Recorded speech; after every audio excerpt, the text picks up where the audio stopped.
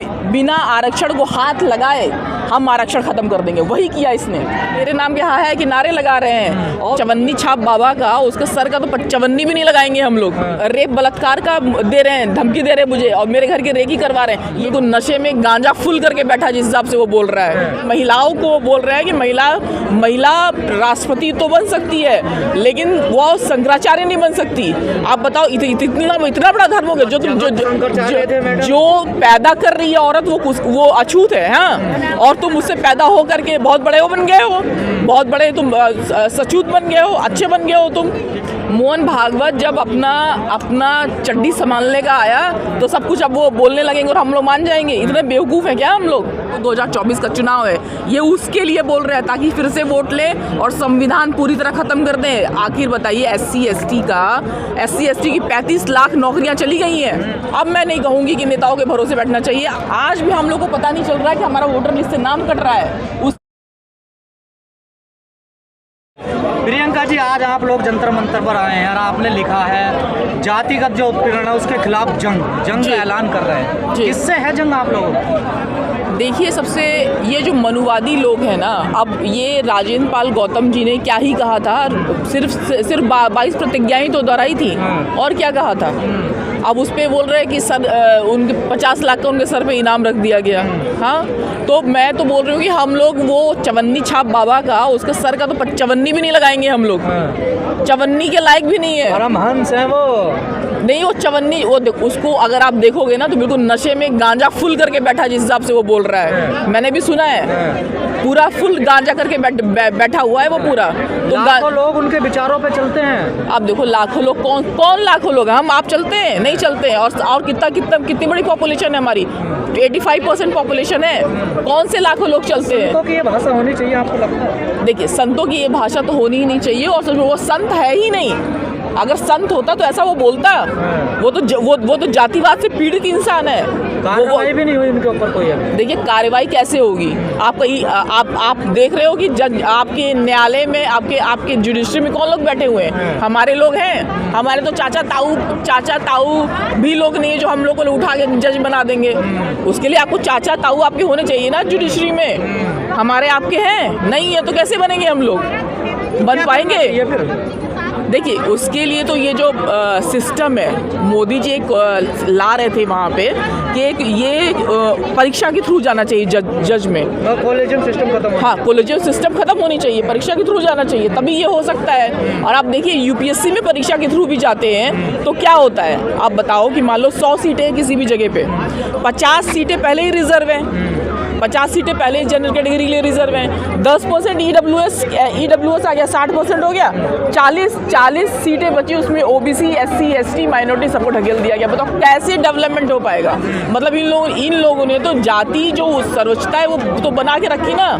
कुछ भी करो लेकिन तुम हमारे नीचे ही रहो। मतलब जाति के कारण सब कुछ हो रहा है। बिल्कुल जाति के कारण हो रहा है। अभी मैंने शंकराचार्य पे क्या बोला था? मैंने शंकराचार्य को सिर्फ ये बोला था कि वो जो एससी एसटी ओबीसी के विरुद्ध है, एससी एसटी ओबीसी के विरुद्ध है, उसके आरक्षण के विरुद्ध है। महिलाओं को बोल रहा है कि महिला राष्ट्रपति तो बन सकती है लेकिन वो शंकराचार्य नहीं बन सकती। आप बताओ इतना बड़ा धर्म हो गया जो पैदा कर रही है औरत, वो अछूत है। हाँ, और तुम उससे पैदा हो करके बहुत बड़े वो बन गए हो, बहुत बड़े तुम सचूत बन गए हो, अच्छे बन गए हो तुम।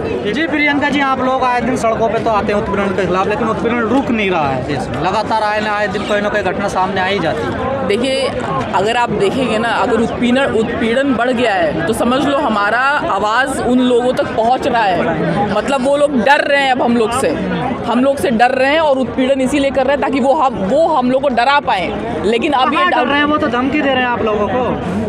भाई धमकी एक बार बताइए, पहले जहां हम लोग कुछ भी करते थे पत्थर मार के, डंडा मार के बैठा दिया जाता था।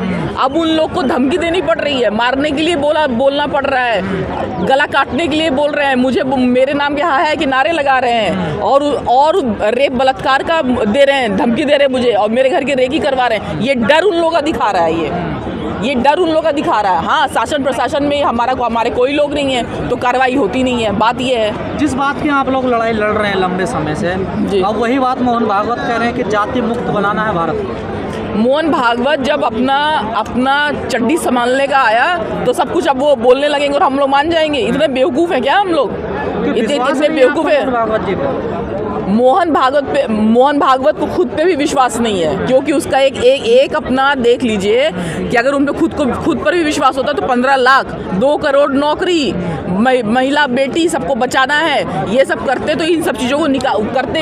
हवाई चप्पल पहन के आप लोग जाने वाले थे, हम लोग हवाई जहाज़ में जाने वाले थे, हवाई जहाज़ ही बेच दी, हवाई चप्पल भी निकलने वाली है। तो आप भी तो चाहते हैं ना जाति मुक्त भारत होना चाहिए, तो वही बात हम मोहन भागवत भी कह रहे हैं। देखिए जाति मुक्त का क्या मतलब है? नहीं मुझे बताइए। जाति खत्म करना चाहते हैं भारत से, तो जाति खत्म करना चाहते हैं।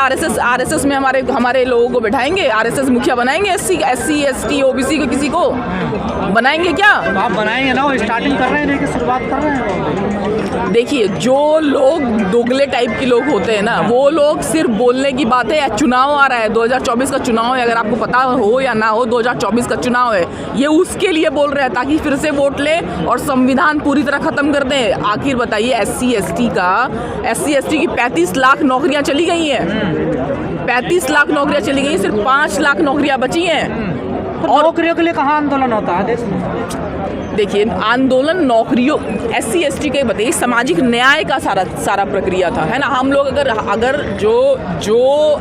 जो बहुत बड़े बड़े फर्म हैं, बहुत बड़े बिजनेस हाउसेज हैं, वो तो अपने लोगों को पुल कर ही रहे हैं ना, वो तो अपने को पुल कर ही रहे हैं। समाज में नेताओं के भरोसे बैठना चाहिए? नहीं, बिल्कुल नहीं।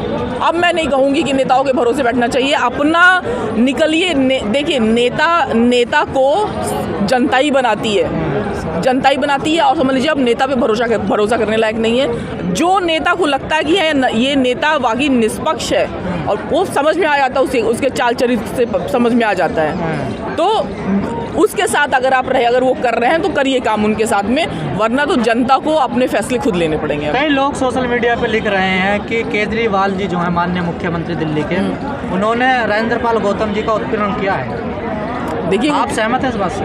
देखिए उत्पीड़न तो और क्या है, ये उत्पीड़न ही तो है, और क्या है। एक जो बाबा साहब जिन्होंने संविधान लिखा, बाबा साहब की फ़ोटो ले करके वो अपने एससी एसटी का वोट ले रहे हैं, बाबा साहब की एससी एसटी ओबीसी का वोट ले रहे हैं, और वही बाबा साहब का 22 प्रतिज्ञाएं वो दोहरा देते तो ये पाप हो गया, ये पाप हो गया। हिंदू वोट छिटक गया। हिंदू कौन है भाई?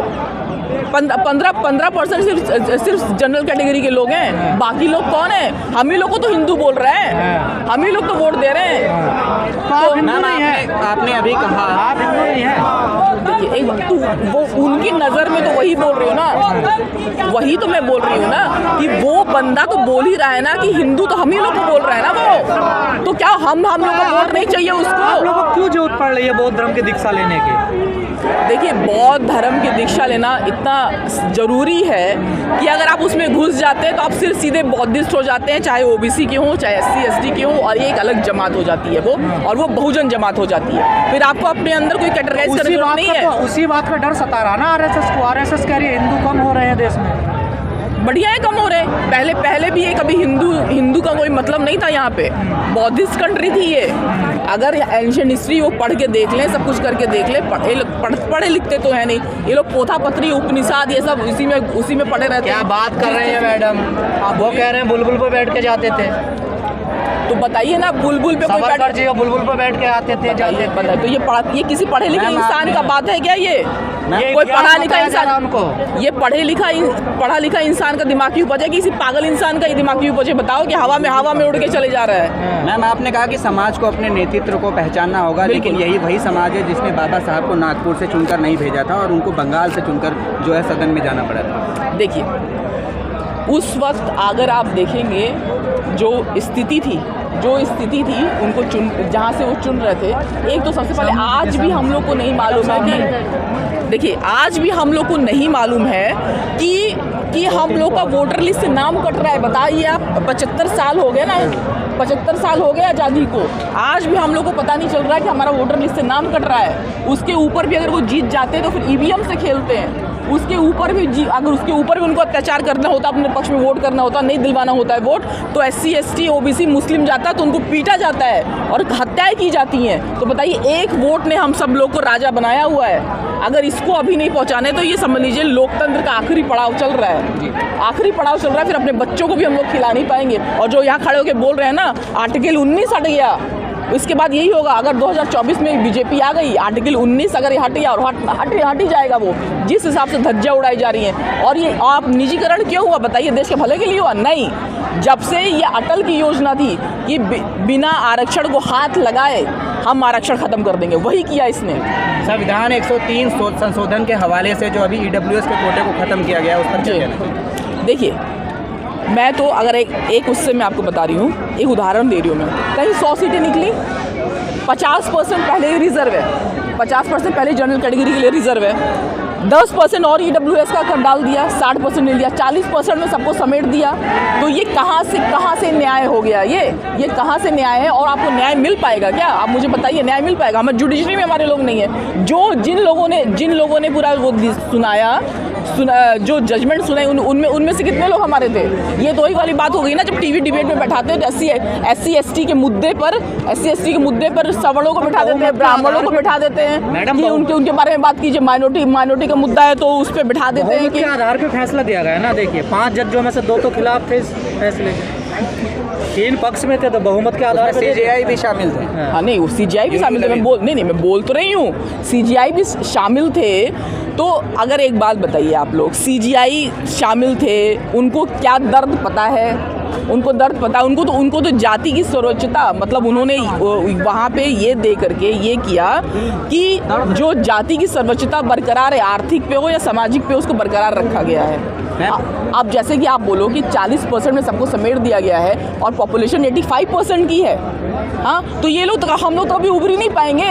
और जो जिस हिसाब से निजीकरण करके हटा दिए नौकरी से, SC ST को निकलवा दिया गया, क्या नॉर्मल लोगों को जो बड़े जो बिजनेस ऑफिसेज है, वहाँ पे भी तो पुल किया जाता है अपनी जाति को? हमारे लोग हैं ही कहाँ? तो आपने अपने प्रतिनिधि भेजे थे ना आपकी रक्षा के लिए, वो तो उनकी रक्षा कर रहे हैं। तो देखिए, ये बात को कर रहे से क्या फायदा? अपनों को कर रहे हो ना। नहीं, बिल्कुल सही कह रहे हैं। अब तो ऐसा टाइम यही आ गया कि जिनको हम लोग भेजते हैं उनके घर के बाहर बैठ जाओ, तुम हमारी बात उठाए क्यों नहीं?